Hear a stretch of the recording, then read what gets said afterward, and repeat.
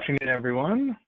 We're just about ready to get started with our webinar for Ann Arbor, maximizing exposure for your business in Google's products. We're just going to wait another minute or two and see if we collect a couple more people. So just hang on tight, and we will get started in just a couple of minutes.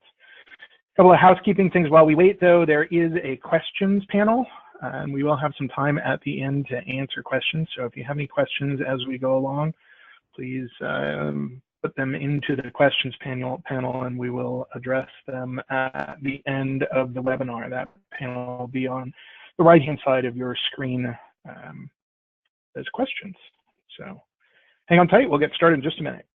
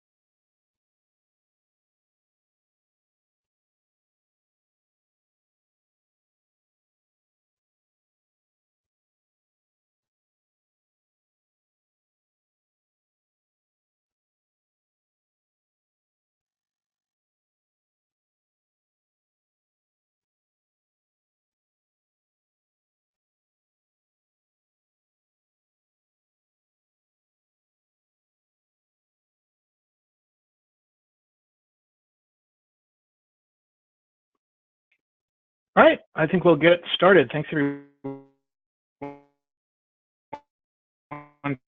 for joining us today.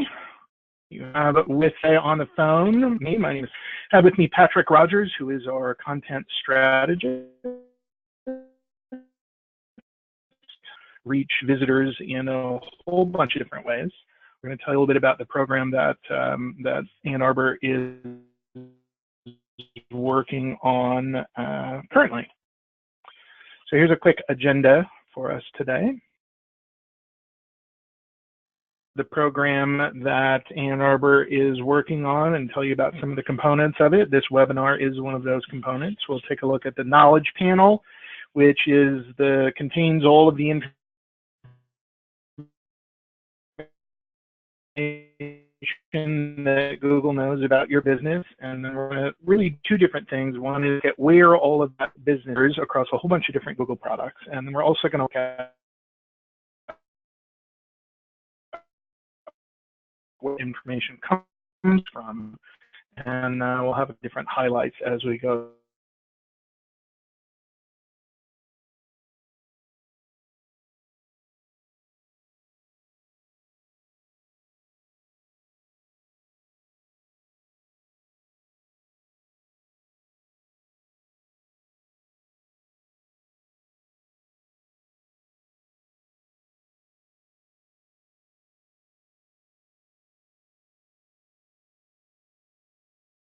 Of all of the business listings, the travel-related business listings that are surfaced in Google products. And what we do is take a look at all of your business information, and we evaluate the accuracy, the completeness, and the quality of the information. And there's a couple of top-line takeaways here.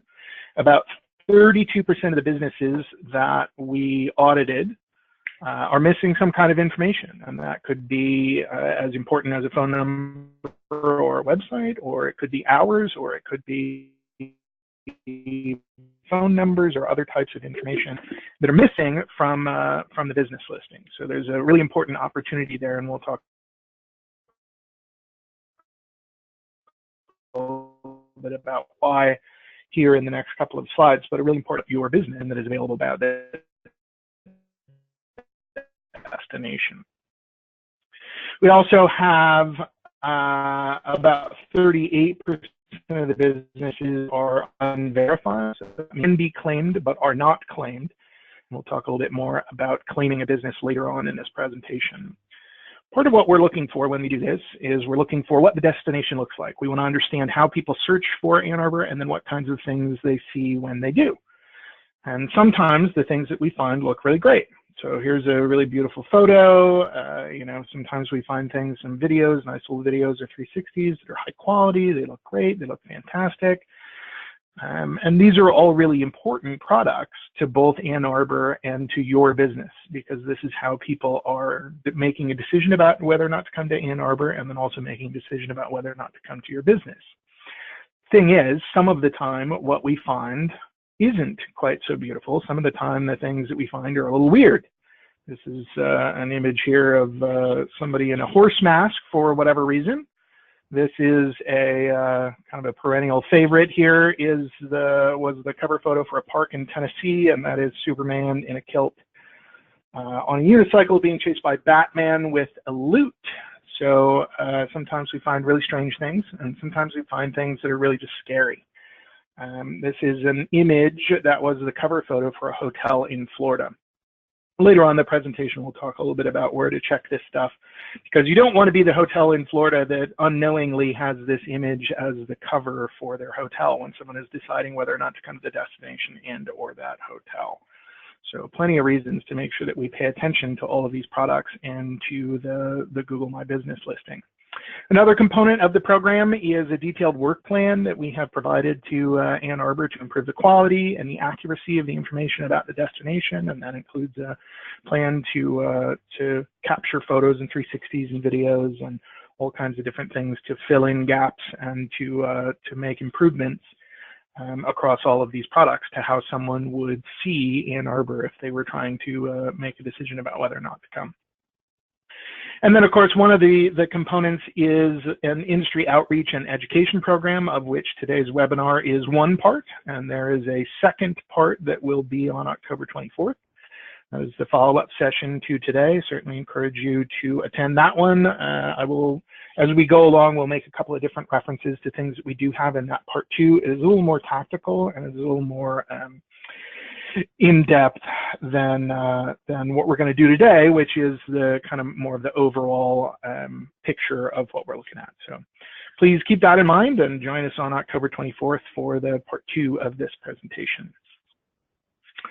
Okay, these are really important platforms and products for Ann Arbor and for your business, largely because of the volume.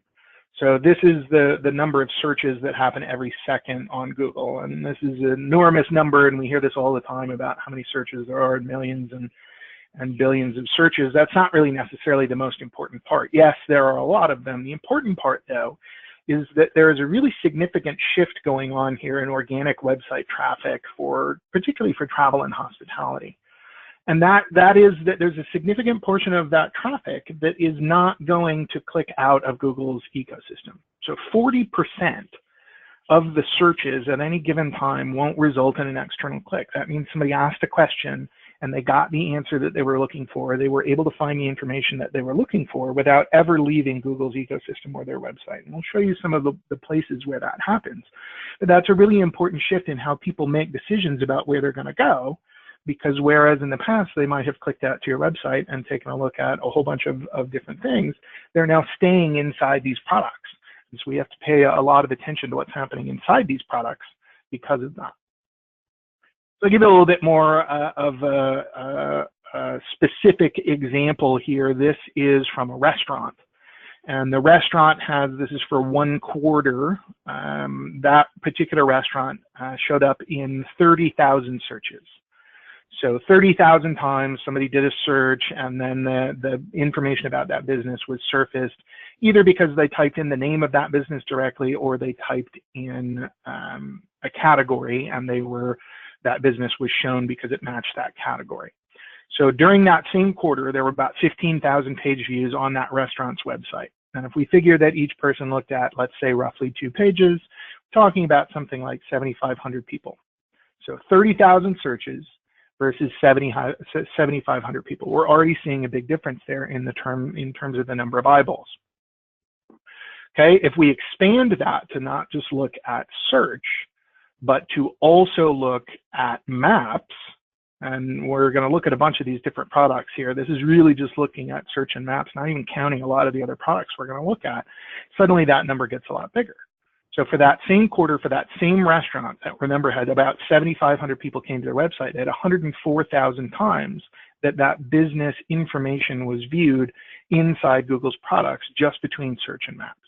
So there's a tremendous amount of exposure that is happening here inside these products that in a lot of cases greatly outweighs the traffic that is coming through to the website.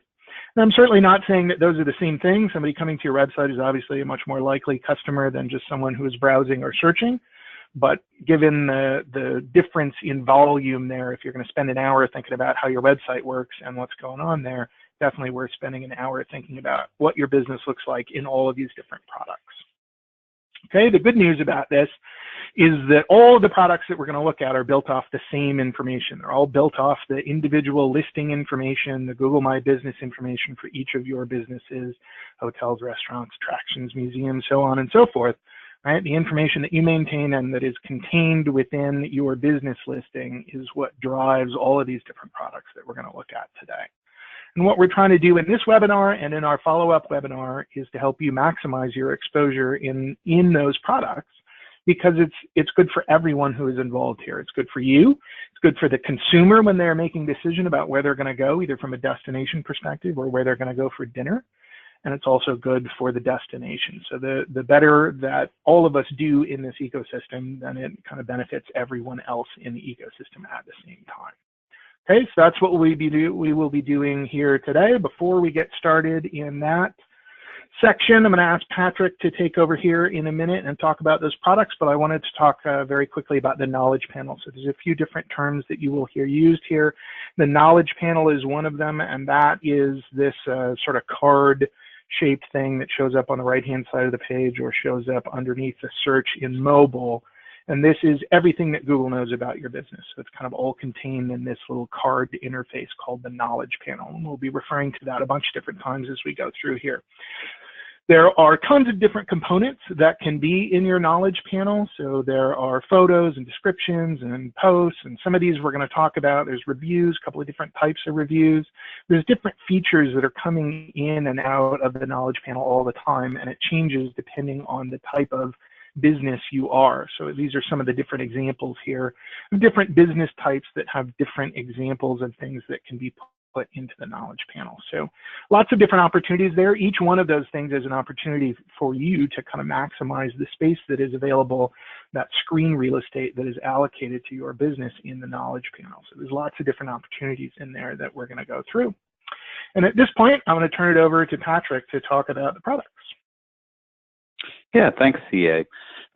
So with kind of some of those basics in mind, what we want to get into now is a little bit more about where your business information is actually appearing within all of these different products, because there's a very good chance that you're actually being seen by consumers in places that you may not realize, and that these placements are in many cases having a pretty significant influence on where people are choosing to visit and how they are shaping their itineraries as they're moving through that sort of travel consumer funnel. One area where we see quite a bit of visibility is in the carousel, and this is a block that appears at the top of search results for a couple of different specific types of things. So you'll see museums and parks and events and a few other categories that appear in a carousel when people search for one of those keywords plus the destination name. So that's showing up there with images that are usually coming from the Google My Business listing, and you can see those will connect through to the knowledge panel for those locations. Restaurants are one of the many business categories that show up in the local 3-pack. So businesses that don't show up in the carousel will show up in this style that is probably now one of the most common features that you'll see at the top of search results pages. And so that is a set of locations, 3 of whom are featured in that initial view, and then a complete set of businesses within that category are showing up when people click through on that More Places button down at the bottom. And that will take them to a set of map-based results where they can kind of dig around more. So that is something that you will see for hotels, art galleries, services, folks like plumbers and electricians, a wide range of different business categories. So obviously there's a lot of benefit to being one of those featured businesses that shows up in that initial set of results rather than being on the click-through. And one thing that we have seen is that the rating for that business has a lot to do with how frequently it appears in those featured results. So that's not to say that if you have a 5-star review that you'll automatically show up in there, but if you have a pretty high review aggregate score off of a high number of ratings, and there are also some other factors that come into play there, content quality, user location data, some other things, that increases the probability that you are going to show up in that space. The other thing that can really significantly impact your visibility there is if your rating score starts to drop. So if you are a business that averages a 4.5 star rating, and suddenly you get a couple of bad reviews and your rating score goes down to like a 3.5 pretty suddenly, then that will significantly impact the visibility of your business within the ecosystem. So that's just something to keep in mind, and something that we'll talk about more in the follow-up session is some best practices around monitoring reviews for your business within Google, and also responding to those reviews in order to try to maintain your rating score over time. The top sites block is another place that's providing quite a bit of visibility for locations like parks, attractions, theme parks, lakes, landmarks, natural areas, and other types of places that are popular with visitors. This is a block that actually started to appear about a year ago, and is showing up in a lot of different keyword searches for things to do, attractions, and similar things to those types of keyword searches. Clicking on that leads into the travel guide product, which is another sort of relatively new piece of the Google travel ecosystem. So within the top sites, you'll see businesses. There are a set of usually 50 businesses that appear there. And their knowledge panels are appearing over top of that map result when somebody clicks on one of those businesses in the vertical panel on the left side of the screen. So one thing we have seen here is sort of similar to the 3-pack. Businesses that have higher ratings off of a higher number of reviews, businesses that have more complete information, so businesses that have their hours, their website, a good variety of images. These are the businesses that tend to receive more visibility within the ecosystem than businesses that don't have a lot of photos, or that don't have any reviews, or that are missing a lot of information. So there is a definite benefit from a consumer visibility standpoint to understanding sort of what's present for your business, and also potentially managing that information to help optimize and improve the results of the content as a whole. So as I mentioned, the top sites are part of the travel guides. These are another relatively new feature, probably about 1.5 years or 2 years old at this point, and these are showing up in a lot of the sort of broader destination searches, so keywords like Ann Arbor and Ann Arbor, Michigan, as well as a range of sort of related travel queries like things to do in Ann Arbor. These are triggering calls to action that push into the travel guide product, and provide kind of a set of programmatically created destination content that includes images, the top sites feature, weather information, articles, videos, recommended itineraries, and a variety of different content. And they're surfacing quite a few different types of businesses within this product. So attractions, there are also some options where hotels are surfaced when people click on the Plan a Trip tab. there's quite a bit of potential visibility that you could be receiving within this product. So when someone does click on the Plan a Trip tab, it's taking them to a suggested itinerary with travel pricing broken out sort of over a period of time, so they can look at what it would cost to travel during different periods within an upcoming 90-day window.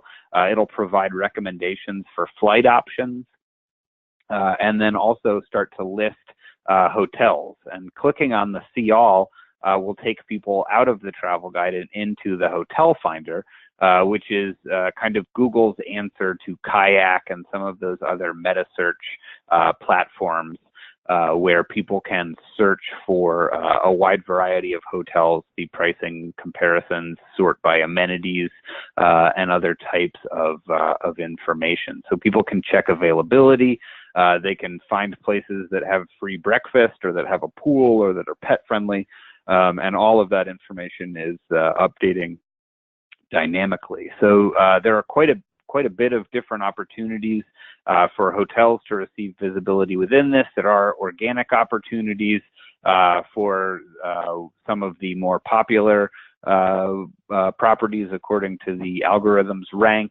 There are also some paid placements within that based on availability, and this is a product that has really received quite a bit of increased visibility over the last year or so, and is becoming sort of increasingly frictionless in the way that it filters users out of search results and into that hotel finder product.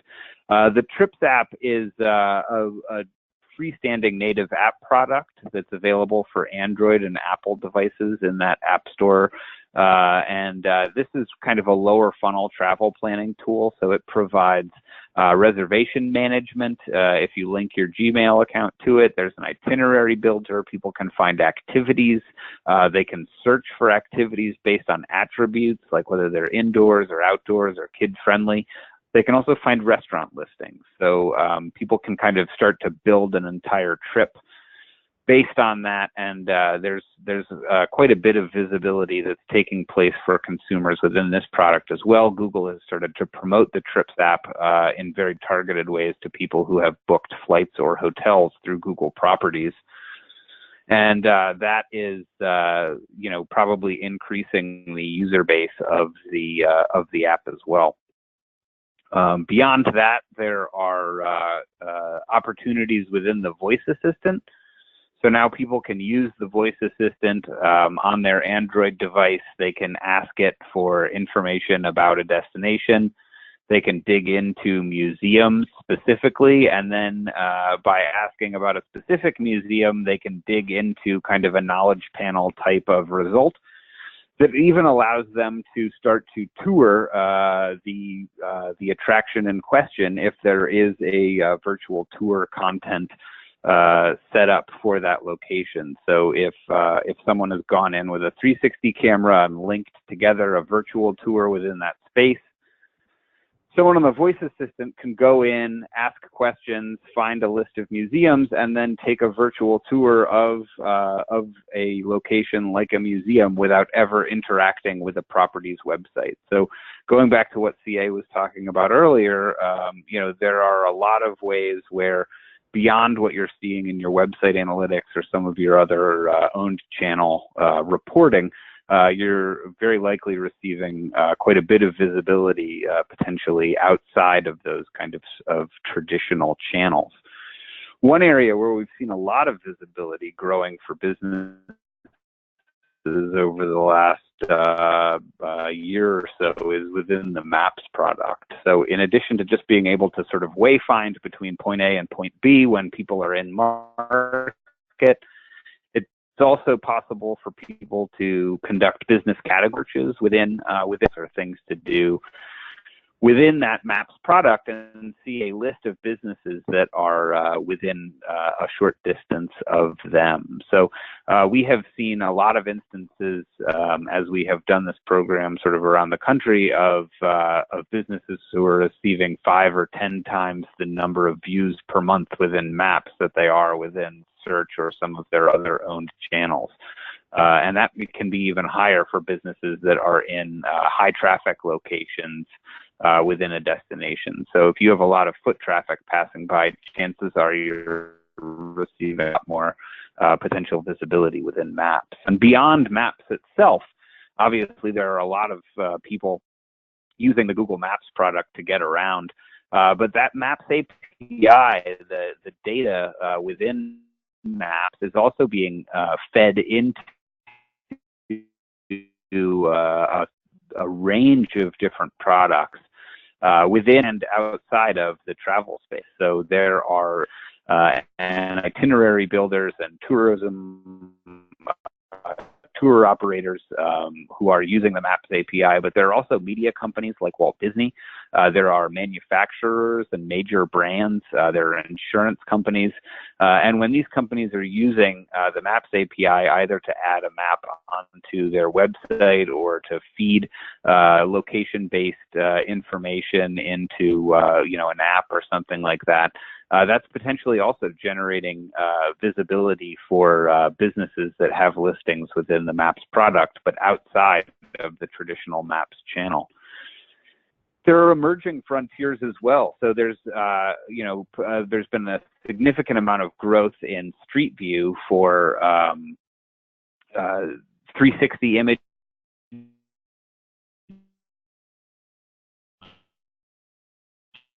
and virtual tours and a range of content that is available around shooting Street View now for Google and contributing that back into products like Street View Explorer, look around, potentially considering a destination. And this will also help to feed people will have with content in the near future. So things like VR and AR platforms will be using sort of more immersive content that comes out of Street View, so that people with headsets can potentially not only look around in a place, but also start to experience that place remotely and understand sort of the lay of the land before they come and visit physically. So that is really kind of an overview of where a lot of this information appears. But we also want to talk a little bit about where all of this information is coming from, because while it's being seen in a variety of different places, we also want to understand sort of where the components are that are in your control, and where there are opportunities for you to begin to influence that content.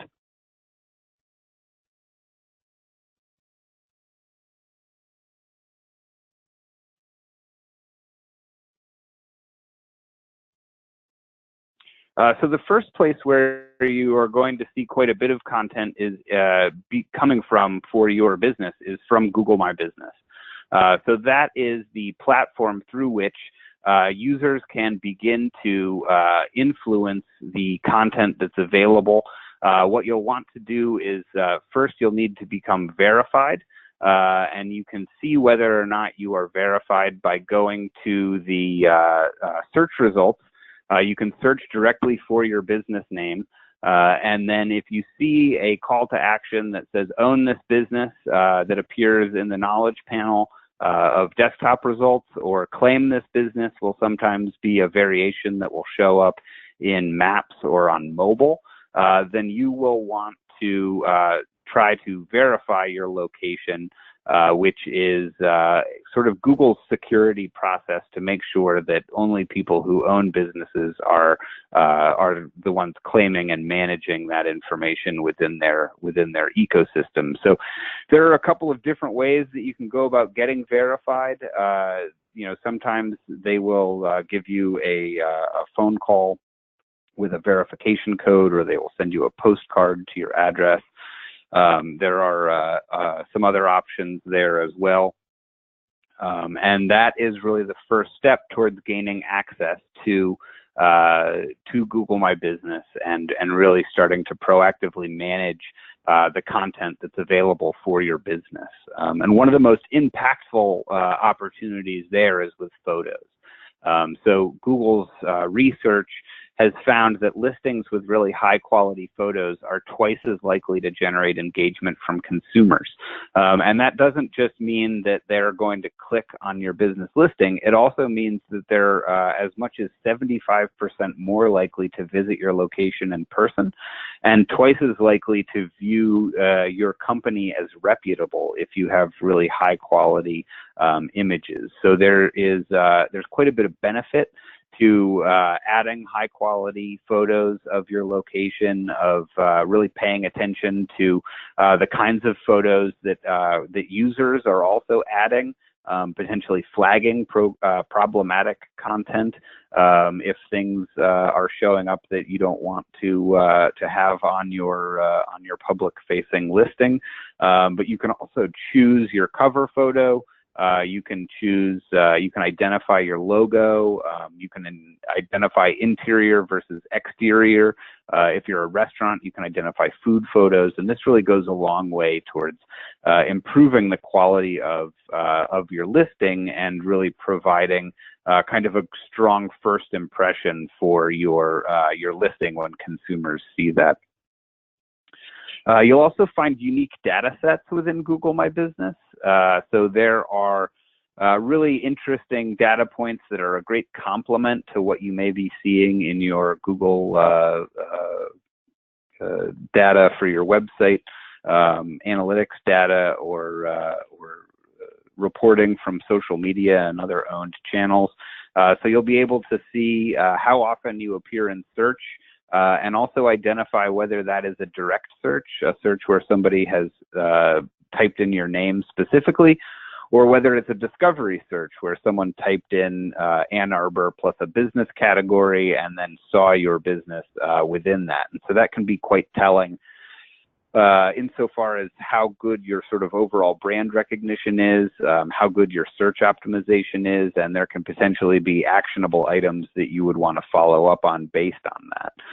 You can also see how often you appear in search versus how often you appear in maps. That can be a really interesting point of data to have, as we've mentioned, quite a bit of visibility on maps that you may not know about.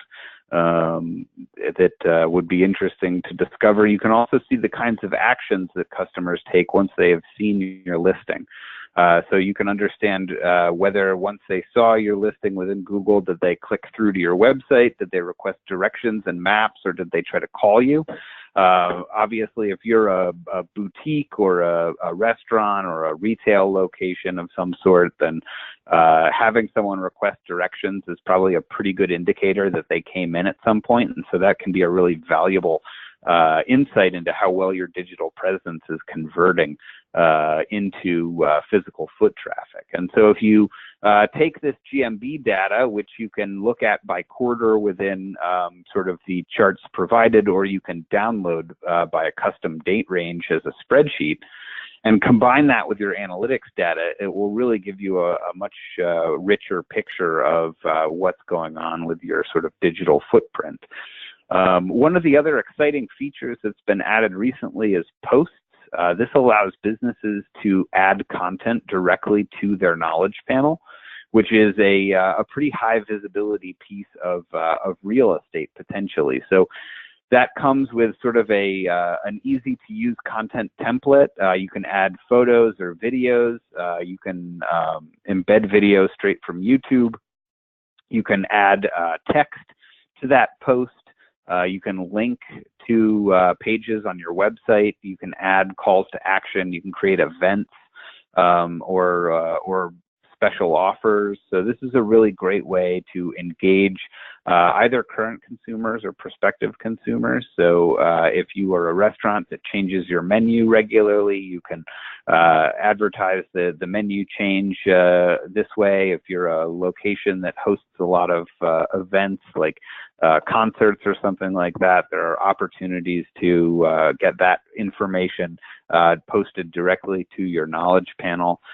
You can also kind of experiment with some different opportunities of your own, whether that's a special coupon to try to fill in a slow week or something like that. And these posts give really kind of a lot of different opportunities to really sort of customize that content and deliver it directly to consumers on search results, and also a pretty significant amount of real estate within the search results as well. So rather than people just finding sort of basic information about you, you can start to really kind of communicate with them in a much more direct and high visibility way.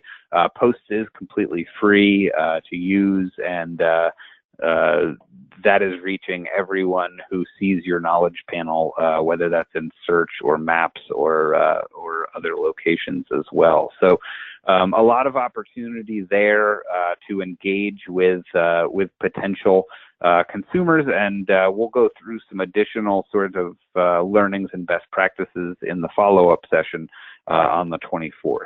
So one of the other really valuable pieces of Google My Business is the opportunity to review and respond to reviews. So you can see what consumers have said recently about your business. You can also respond. You can thank people for great reviews. You can try to engage with people who might have had a bad experience that you want to try to make good on that somehow. And we'll go through some best practices as well during that follow-up workshop in a couple of weeks. So that is important, as we have discussed, because reviews and ratings can really impact your visibility within the Google ecosystem.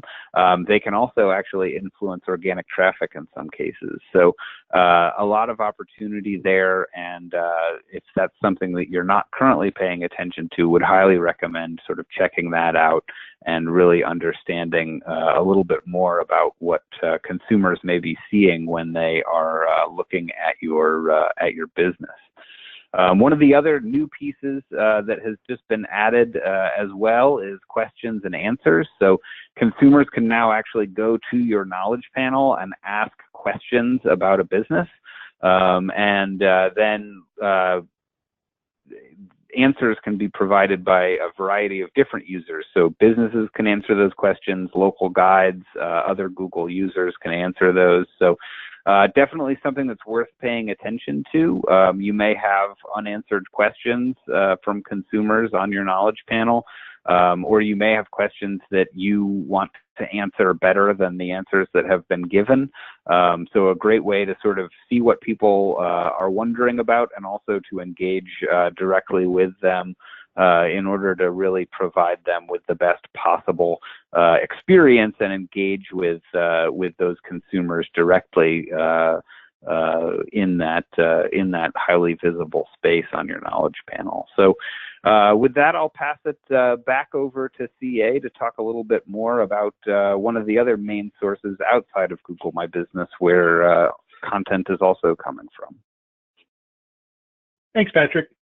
So that was a look at all of the different products that your business information can appear in, and a really quick look at the Google My Business dashboard. And as Patrick mentioned there, in part 2 of this webinar series, we go much more in-depth into the Google My Business dashboard and the features and functionality of that, and some best practices for how you might go about using some of those.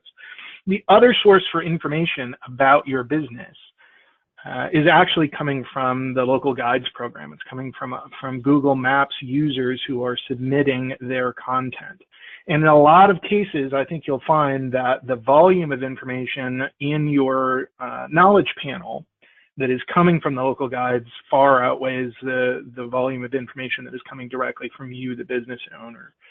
The local guides program has been a tremendously successful kind of crowdsourced program that the Google Maps team put into place a couple of years ago, basically gamifying the contribution of content to Google Maps.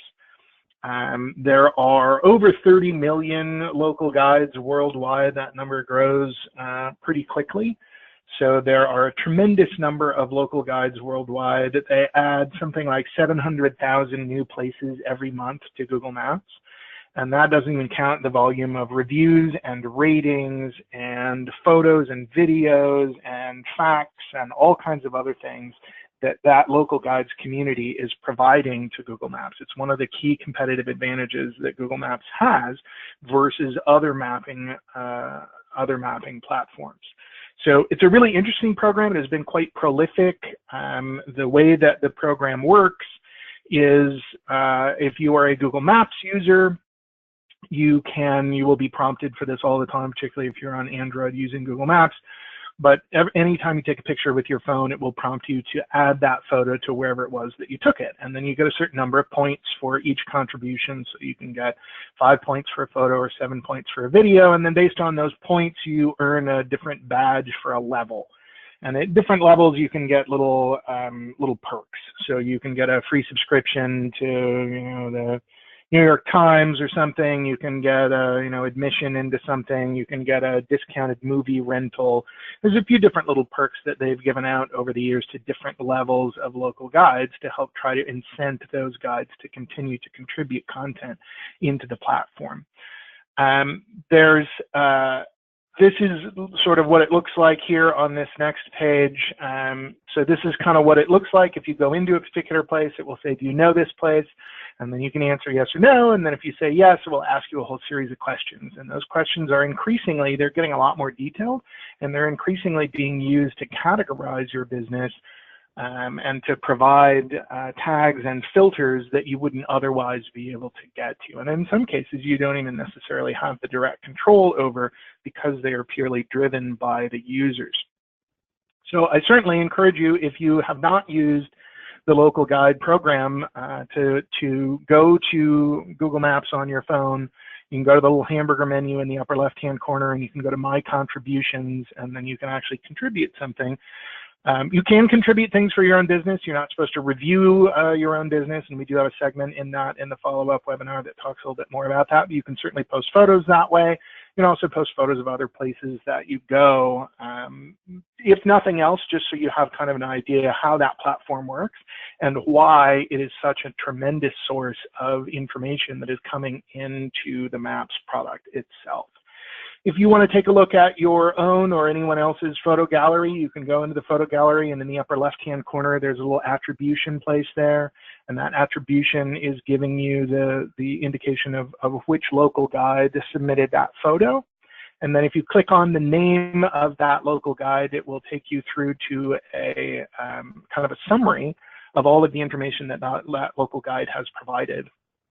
And I think if you take a look around at some of the local guides, you'll find out that some of them are quite prolific in terms of the amount of content that they have provided. So you can get sort of a sense there of whether this is someone who is local, right? Is this someone who is actually in Ann Arbor, who is, taking pictures and doing different things, or is it someone who's just passing through and who is from some other country? Either one of which could be interesting. It might be a customer that you recognize. If that's the case, you can, next time you see him come into the store, you can certainly say thanks for taking photos, because in a lot of cases, this is a tremendous amount of exposure, fresh content that you're getting for free coming into your Google My Business listing. Now, the numbers are really, really tiny in here, but there is a tremendous amount of exposure for this content. So this particular local guide, who was just randomly selected here, has submitted 205 photos. And those 205 photos have a total of 15 million views inside these products. So there's quite a lot of exposure that is available there. It's not really a very large number of photos to have 15 million views in there. So local guides, definitely be aware of that program. Certainly encourage you to at least participate a little bit, maybe post a couple of photos yourself for places that you travel to, just so you have a sense of how that whole platform works and why those people are posting information about your business when they come in.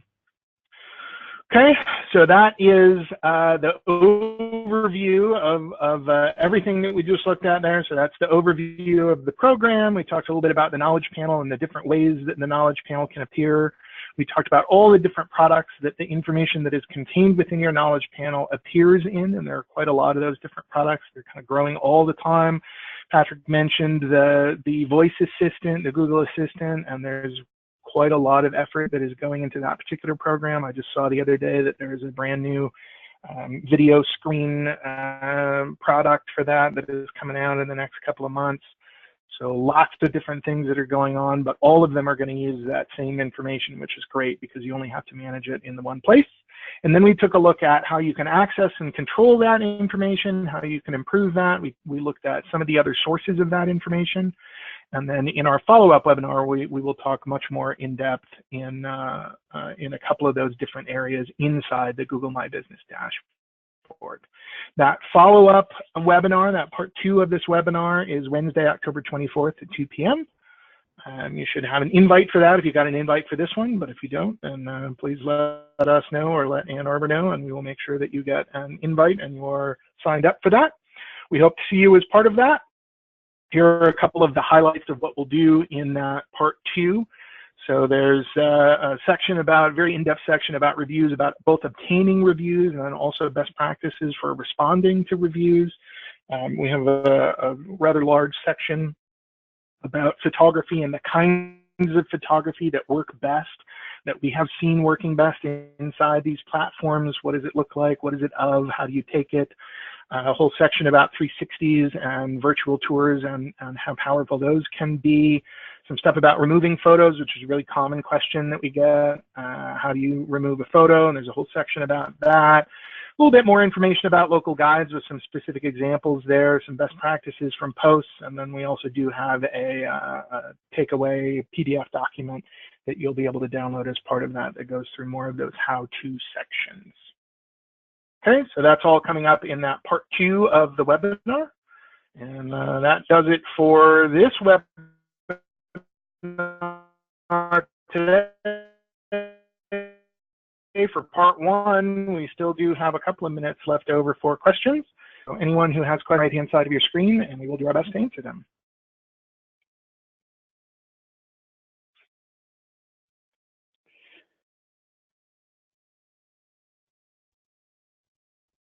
While we're waiting on questions, CA, I think one of the things that we frequently hear from folks is wondering about different ways that they don't like and try to get those removed. What are some different ways that folks can both look at the images that have been posted to their business and then also potentially moved? Excellent question. So there are several different ways you can do that. You can just go into your own knowledge panel and click through to your photo gallery there. And you can see the various photos in there. Up in the upper right-hand corner or left-hand corner, depending on which product you're using, there's a little flag icon. So if you have a photo that you don't think belongs there for various reasons, you can use that flag icon to try to tell Google that it doesn't belong there and why. And there's a very narrow set of circumstances for why you can remove or how you can remove a photo using that method, and they're displayed when you use that that flag icon. The other way to do that would be to log into Google My Business. You can actually go to Photos in there, and there's a separate tab that shows just photos that are uploaded that you have already submitted, and then look at just the ones that the users have submitted, and you can do that same flagging procedure there. In the follow-up webinar here in part 2, we do talk about very specifically what those options are for removing the photos. One of the other advantages of being verified and having access to the Google My Business dashboard is if you find that there is a photo that doesn't get removed, or it just seems like you can't articulate the issue, or you can't get it out of there, you do have the option of contacting the support team. And there is a fairly robust Google My Business support team. Google has put a lot of effort into that over the last probably 6 or 9 months in ramping up the support in that team. So we've actually seen pretty good response there within 24 hours or so, response from that team for a lot of issues. And that is kind of an extra step that you can do if you find that you have an image that doesn't seem to be going away. Great. Okay, here's yeah, go for it. So we have one question here. I own a food tour company and there is no physical location. How influential are these products for non-brick-and-mortar businesses? Also an excellent question. So remember earlier when Patrick was going through all of the different places that the businesses appear, one of the most important ones is that local 3-pack. And the local 3-pack is a combination of a keyword and a place. And that is really where businesses that have no physical location, that is going to be the highest point of exposure. At least as it relates to search. So the way that people can find those businesses, you're still going to have a knowledge panel. You will still have all the information about your business contained in that knowledge panel, and you are still going to appear in a bunch of these different products. The ones where you're not going to appear as often will be ones like maps. So if you actually go into a map and you're just sort of browsing around on the map, you're not going to appear in that section, but you will appear in anything that is search-based, where you're typing in either the name of the business or a category plus a location. So it's very important for those types of businesses to be present in those applications, partially because you're a little bit limited. You know, people generally aren't going to be shopping around their map, just sort of browsing through the map to find a service like, you know, garage doors. Not that you're in that business, but a food tour company, right? They may not be browsing around through the map, but that is very much something that they might type in as a search term, and you want to be present in all of those products. And the best way to do that is to make sure that your Google My Business listing is up to date. There's a little checkbox when you verify and when you create the listing. There's a little checkbox in there that says, I provide goods and services, and then you can choose to show or not show your address as part of that, depending on whether or not you have an office that goes along with your service area.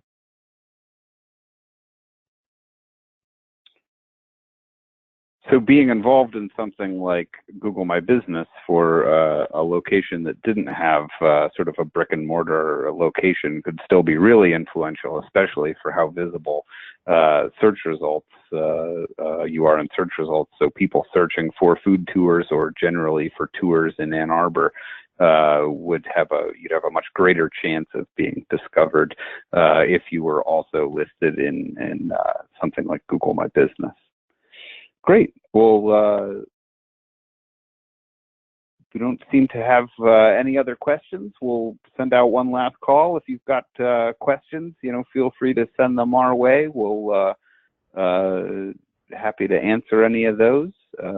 But otherwise, we will be back October 24th at 2 p.m. where we'll do the second installment of this webinar, where we will cover sort of more in-depth some tactical tips and tricks for everything from Google My Business to Google Maps and responding to reviews, best practices for selecting photos to use with your business listing, and a range of other tips and tricks. So please do join us for that event on the 24th, and we'll continue to dive into these topics that are becoming increasingly influential for travelers and consumers generally, and how they interact and engage with your business within the Google ecosystem. So thank you again to Destination Ann Arbor for sponsoring this webinar series, and until the 24th, we'll see you then.